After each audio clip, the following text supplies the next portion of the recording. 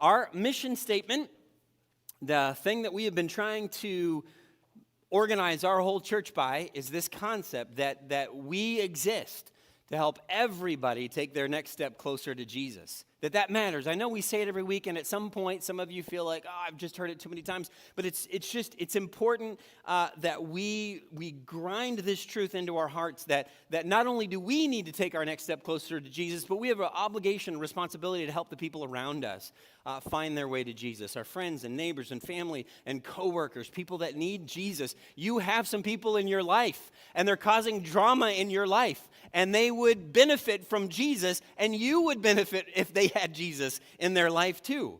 And you have an opportunity to help them get closer to Jesus, whether it's talking to them about him, whether it's inviting them to church, whether it's just living your life and letting your light shine. There's ways that you can do that. And that's really what we've tried to focus on for a full year at this point, and hopefully for the rest of our existence as a church. We are in the finale of our sermon series that I started calling, Did God Really Say That? But the word really is the focus of this series, really. And the whole thing orbits around the idea of spiritual cognitive distortions. It's these half-truths that get stuck in our brains, and they cause us to make poor decisions and to think bad thoughts about ourselves or about God, untrue thoughts, and they cause us to make choices that aren't healthy and to live in ways that aren't healthy. And it all stems from the garden, Genesis 3, when Adam and Eve have been given everything that they could want for a beautiful existence. They had everything they needed. They didn't have to tend hardly to anything. They were in this beautiful garden, and fruit was everywhere. There was just this one tree that God said, that's the one, that one's off limits. And the serpent slithers up and says, did God really say that you can't eat of any of the trees? Which wasn't true, of course. But it started to question in their minds the character of God. Is God withholding from us? Is he hiding something from us? Is there something good that we should have that God is keeping from us? Maybe we can't trust this God. Sure, he created all this, but is he really trustworthy? And it was this snowball effect that got them to make a choice that ended up just devastating their lives. And devastating this relationship that they had with God. And it just started with this little question, just really? So we've been looking at all kinds of distortions, things like, man, something is wrong with me. Something is wrong with me. God must be so mad at me. God asks me to do something, but we think I could never do that. Well, if God asks you to do it, you could do it. We think things like, nobody really cares about me. Nobody really likes me. I don't really need community. I don't really need other people. Or last week, we just talked about this idea that resonated with a lot of people that I'm not Christian enough. That everybody else around me gets it. Everybody else around me understands. Everybody else around me knows, but I'm insufficient somehow. I've missed the boat somehow. I've failed the class somehow, and I didn't even know there was a test. And we've been just trying to remind ourselves of the truth. And like Jesus said, if you know the truth sets you free. The hard thing about these thoughts is they're thoughts in our own mind, so they feel true because our minds are thinking them. But you don't have to believe everything that you think. There is another voice. There is a voice of truth. This last distortion that we're going to talk about, let me set it up this way. I think it's true that every single one of us in the room has something that we would love to change about ourselves. I don't mean like physically. I don't mean like you want to be taller or shorter, I guess, or you want your nose to be different shaped or something like that. But just something about who you are and your character and your weaknesses and the things that tempt you and the things that you struggle with that you would love to change.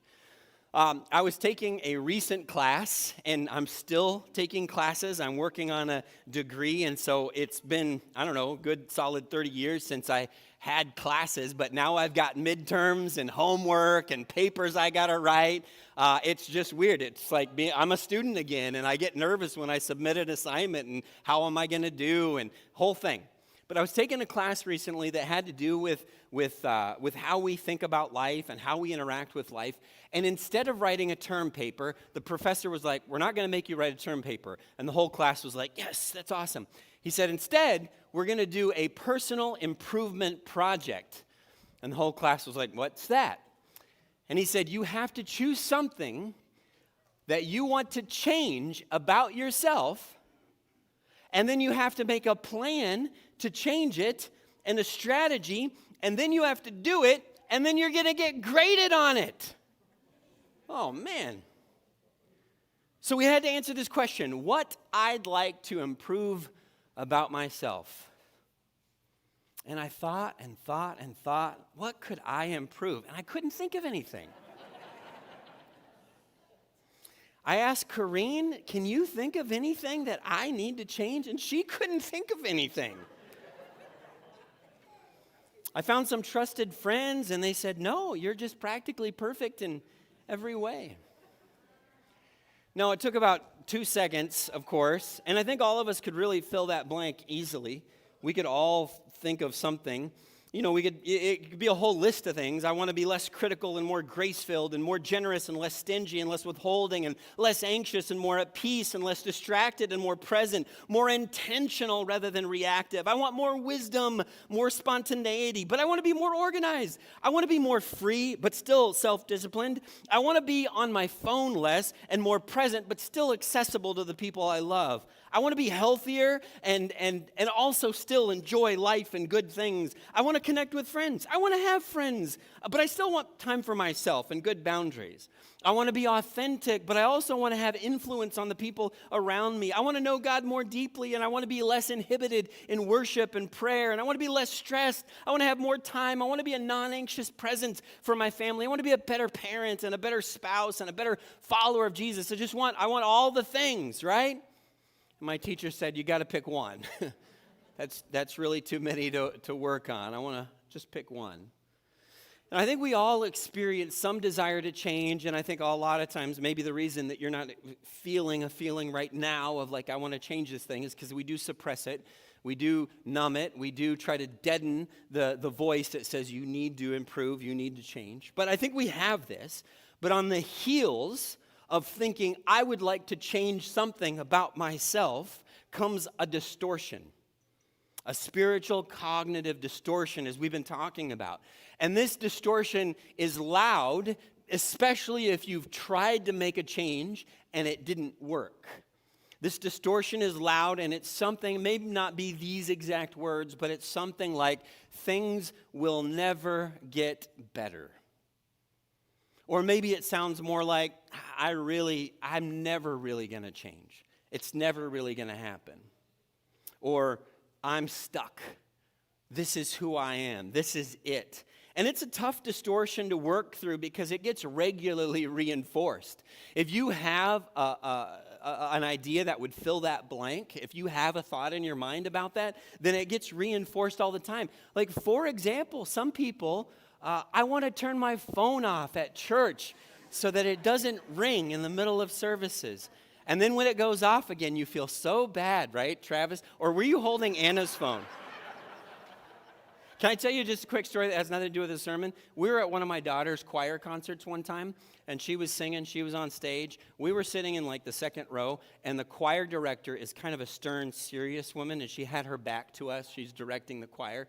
My mom, her phone didn't go off. She called someone accidentally. So we're on the second row, and my sister answers the phone call that my mom had placed. And so my sister, and it's, by the way, it's a FaceTime, so it's speaker and everything. So my sister, in this room, during a quiet moment in the song, my sister's like, hey, what's going on? You know, and there's all this, and the choir director turns around and is looking at us in the front row. And you know what my mom did?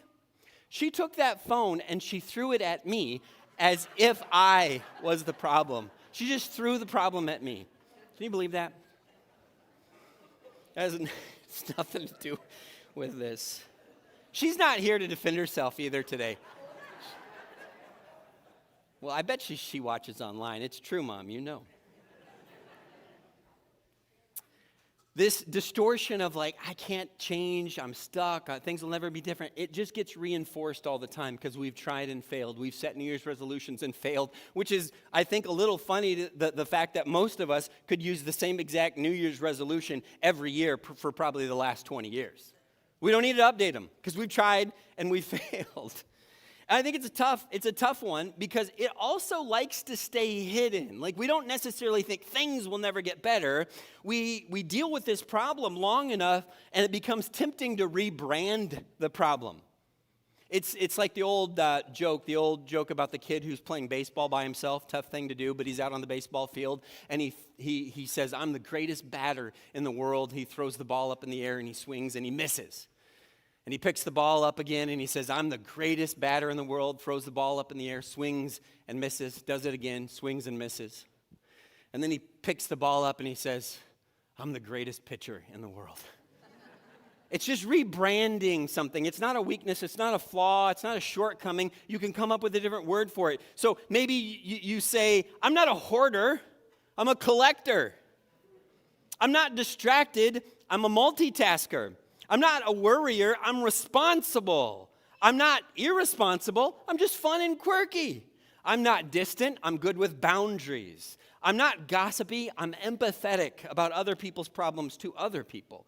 I'm not stingy, I'm prudent." And of course, there's always truth in some of these redefinitions, but we stretch that so far that it's kind of beyond recognition. And I think if we make something that is a problem, a non-problem, then we move it into the category of not having to deal with it or not having to address it or not having to change. So it's elusive. I don't need to change, I need to celebrate.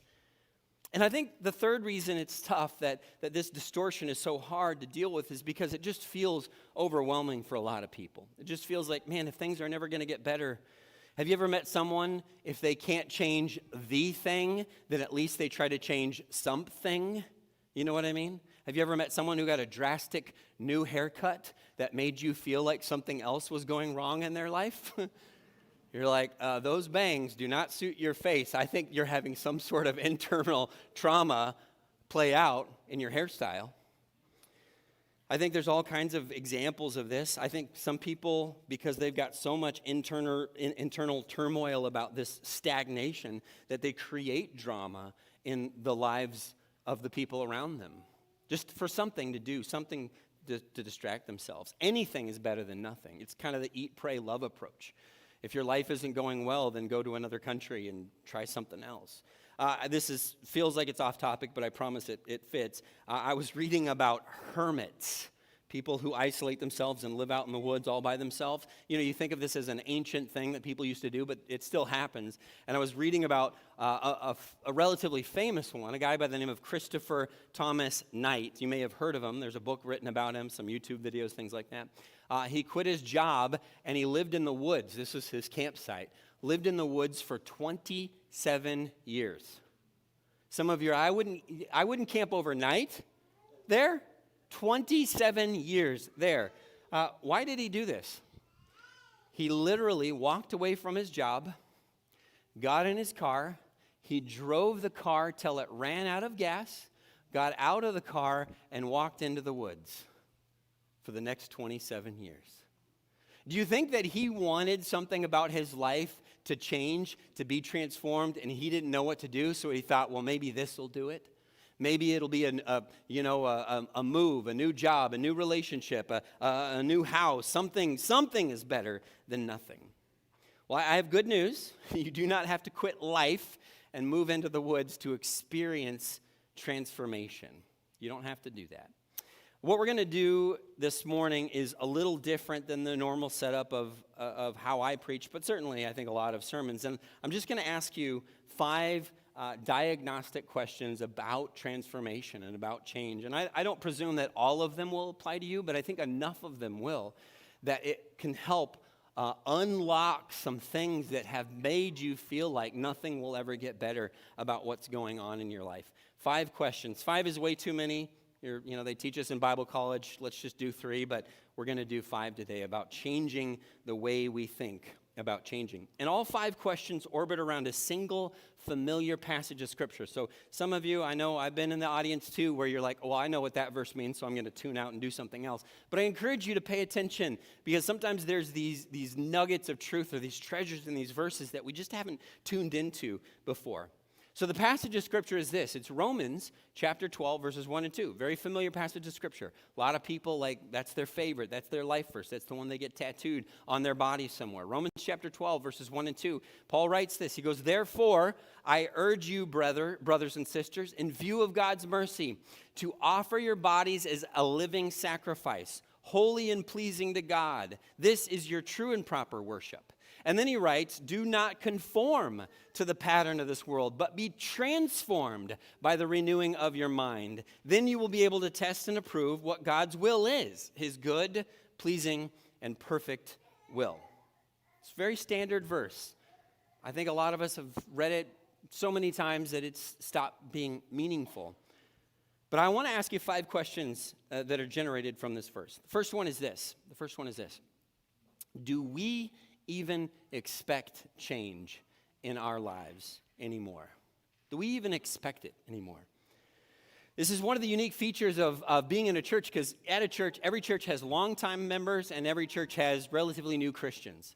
And the longtime members sometimes get to a point in their lives where they stop expecting very much of themselves. They stop expecting change. It's one of the areas where being a longtime Christian has a disadvantage over being a brand new Christian and all the energy and excitement that people sometimes have. But people just stop expecting change. It's easy to settle into a version of faith that doesn't ask very much of us. But I guarantee you that all of us have these aspects and elements of our lives that we would be deeply convicted by if we allowed ourselves to think about them for more than 2 seconds.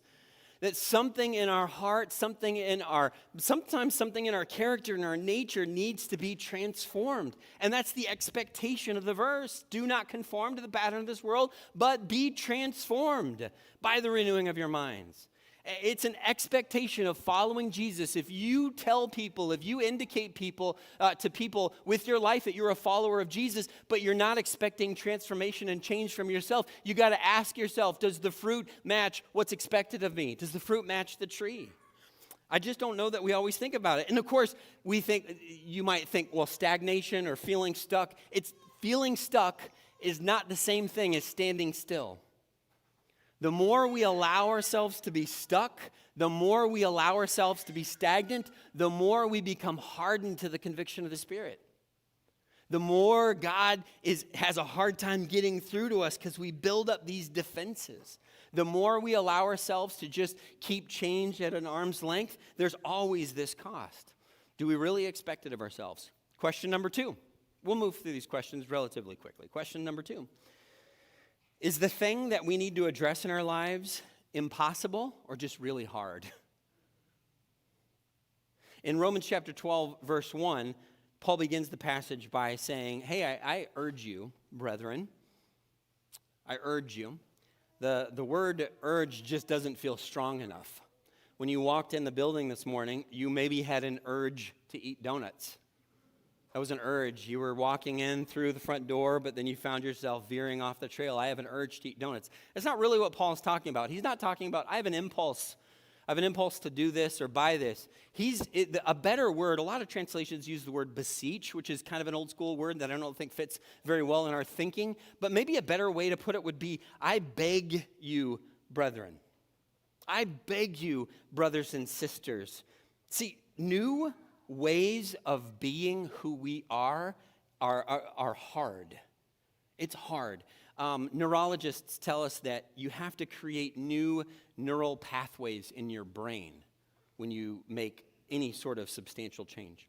Let me show you this next picture. This is Ohio State University's. This is their great lawn in front of their college, in the middle of their college campus. You notice anything interesting about their great lawn? There's a lot of trails. Do you discern any particular pattern to those trails? The whole thing's an oval, yes. It is called an oval. Thank you, Ohio resident here. Appreciate that. But all those trails, what Ohio State did, before they paved any of those trails, they watched where students walked on the great lawn, and then they said, oh, that's the way students want to go. We're going to pave them. And that way, it keeps the rest of the lawn pretty nice. These paths that are natural are called desire paths. Your brain, next slide if you would go to this one too. Same thing, you just see these sometimes. It's just like, I don't want to walk that way, I want to take this way. This is better. These are called desire paths. Your brain does the same thing. Every time you make a choice, your brain says, oh, let's make a trail to that decision, from where we are to that decision. So let's use maybe complaint or negativity. Every time you complain about something, you're beginning to wear down a trail in your brain. And eventually the grass stops growing, and maybe eventually a little team of construction workers comes along and paves that trail. And what happens is you no longer choose to complain. It comes naturally. In fact, it's hard not to complain because you've worn down a trail in your brain moving to this one outcome. Your brain says, let's make this easy. And the hard thing about it could be complaint, it could be lust, it could be selfishness, it could be negativity. It's hard for your brain not to go down that trail once you've paved it, once you've worn it down. And this is why making those decisions is not a zero-cost game. They continue to wear paths in your brain and make those decisions easier and easier. You don't even have to think. But to forge new trails, you really have to think about it. Because now you have to get a machete and you have to hack a new path through the jungle of your brain to make new and better decisions. And your brain doesn't want to do that. Your brain wants to take the easy way, which is why it's so hard to make change and why you find yourself going back to the old familiar paths all the time. You don't even have to think about it. G.K. Chesterton, very, very great author, great Christian author. He wrote a quote that I think about all the time. He says, it's not that Christianity has been tried and found wanting. It's that it's been found difficult and left untried. It's hard. So is that change really impossible? Are you really stuck? Or is it just really difficult? It's hard to rewire the brain. And change complicates our lives, which is why Paul described it in that verse as you are offering yourself as a living sacrifice. Question number three. Are we starting at the right place? Are we focused on the right problem? Again, I told you, you're familiar with the verse, Romans chapter 12, verse 2.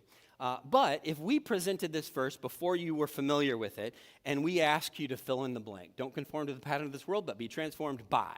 If you didn't know what the verse said, which I know we ruined it already, but if we played like a Family Feud style game and just asked for the most common answers for people to fill that blank, I don't think we would fill it the way Paul the Apostle filled it.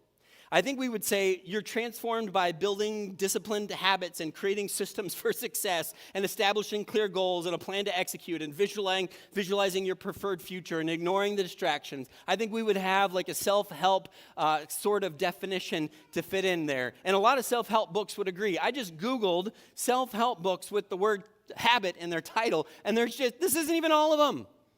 It's all about creating new habits and different habits and better habits and the fun habit and highly effective habits and good habits, not bad habits. I mean, it's all about habits. And those are great. These books, I'm not knocking these books.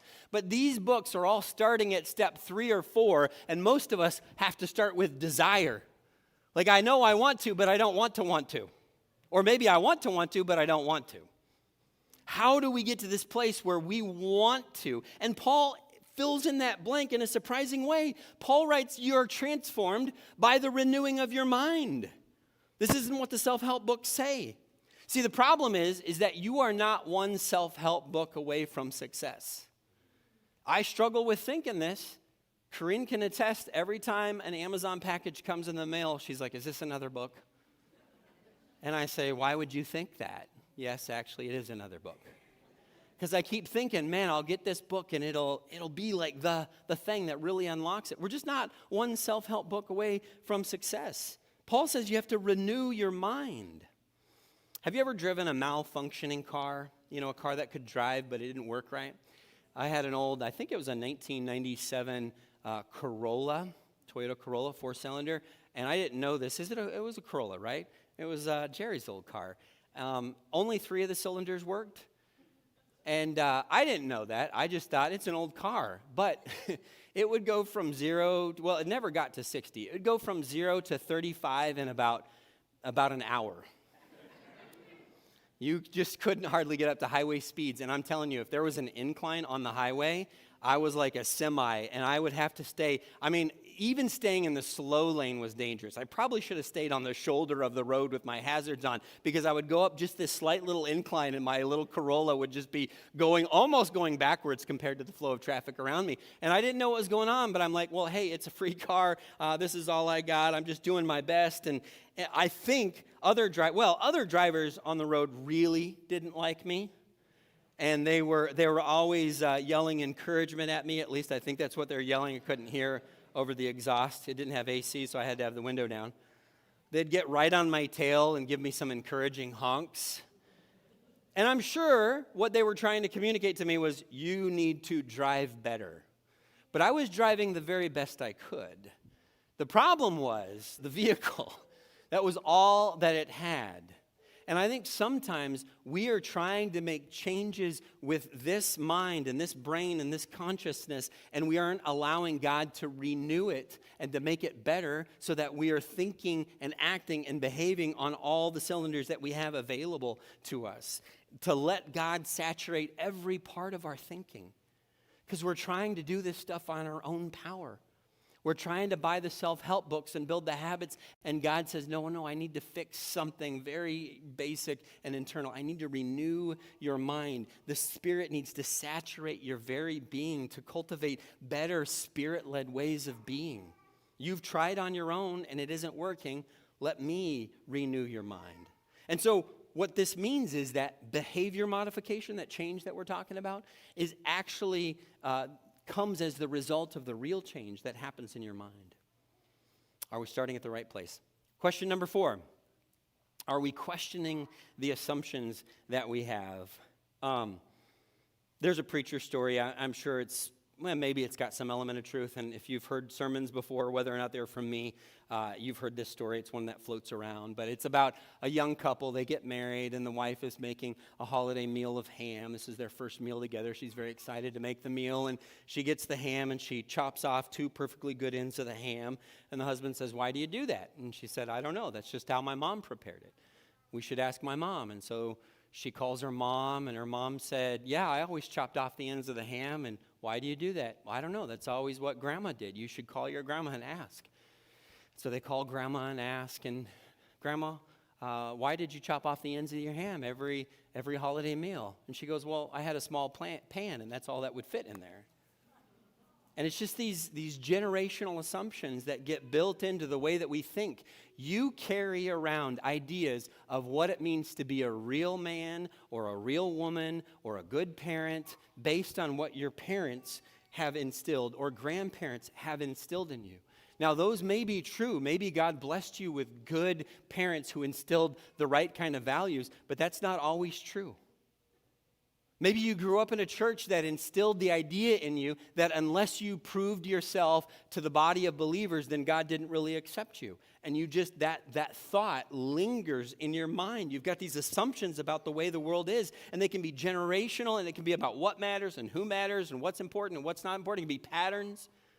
But Romans chapter 12, verse 2 says, "Do not be conformed to the pattern of this world." Meaning, you right now are being actively pressed into a mold that is counter to the way God wants you to be by the world around us, the culture around us. There's a mold of who you should be that they're encouraging you and pressing you towards, like that scene in Star Wars where they're the trash chute. The walls are coming in trying to make you this person, whether or not this is what God actually wants from you. And he says, do not be conformed.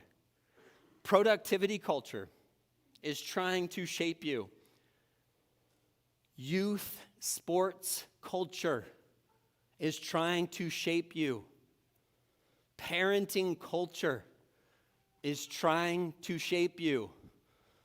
Reels on Instagram, TikTok, they're trying to shape you into a pattern. They're trying to teach you that something is real that may or may not be real or true. Political culture is trying to shape you. And some of you allow yourselves to be shaped by these things, and you navigate the world and relationships having been shaped by these outside influences. And Paul would say, you cannot do that. That's not the way to be transformed. That's not the way to be changed.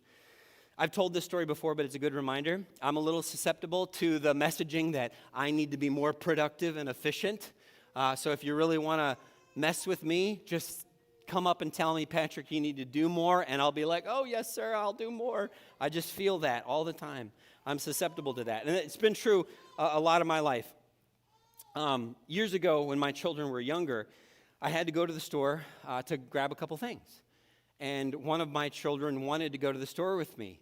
And I'm like, oh, great. That's going to take forever. Because when the kids are little, you've got to like lift them in the car seat, and then you got to do the 5-point harness, and okay. And then you get them all plugged in, and they're like, Dad, I got to go to the bathroom. And then you're like, oh, I got to take them out and take them back in the house. They go to the bathroom. Then you got to put them back in the seat. And then you finally drive to the store to get the thing. And then you get the kid out. I want to walk. Don't carry me, Dad. And you're like, oh, okay, you're going to be so slow. And so you're walking along slowly. By the way, on Sunday mornings, you should stand at the front of the building and watch Charlie May walk into church. It takes him about 45 minutes. It's very, very impressive. He's just doing his thing. And this is kids. They got all the time in the world, right? So I'm trying to go into the store with this little child, and I'm like, all right, let's hurry. Come on, let's hurry. And I don't remember who it was. I think it might have been Avery. And she's just a sweet little, probably 4 or 5-year-old, and she's looking at me. There's no judgment. There's no accusation. She just looks up at me, and she's like, Dad, why are we in a hurry? That's what I said, Rachel. I didn't have an answer. I was in a hurry because I was in a hurry. Because I wanted to get there, because I wanted to get done, because I wanted to be efficient. Why was that? I don't know. It was in my brain. It was this assumption I was living by and interacting with the world by that it didn't really matter. How often is the emotion we're feeling actually a result of unexamined cultural assumptions? You scroll on social media, some of those videos are designed to make you mad. And when you get mad, you are being pressed into a mold.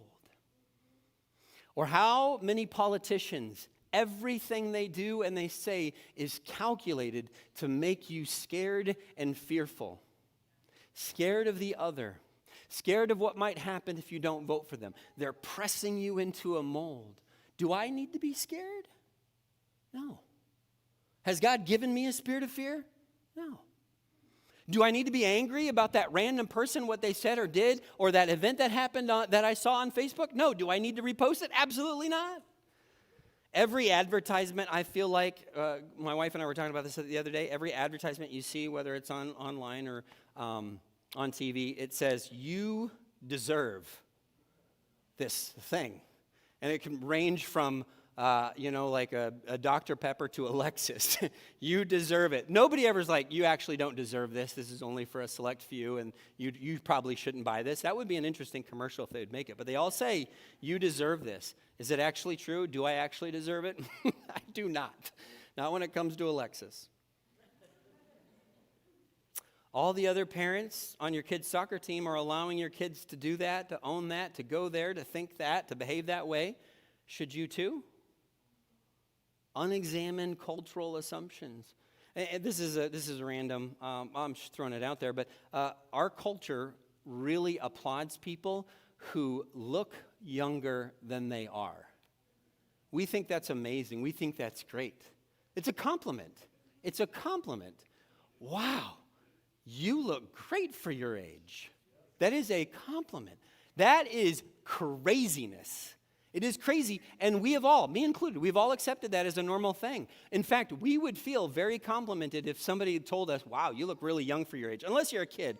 But when you get older, man, oh, wow, I had no idea you were that age. You look great. It's a compliment. It's an unexamined cultural assumption that having wrinkles and getting older and gray hair is somehow a negative, bad thing. It's not. It's not. It's a cultural assumption. Are we examining the assumptions that we're living by? Number 5, the last question, most important question that we're going to ask today, and this is the one that you need to hear more than any of the others. Are you giving yourself grace? Thank you, Rachel. Rachel, are you giving me grace? Yes.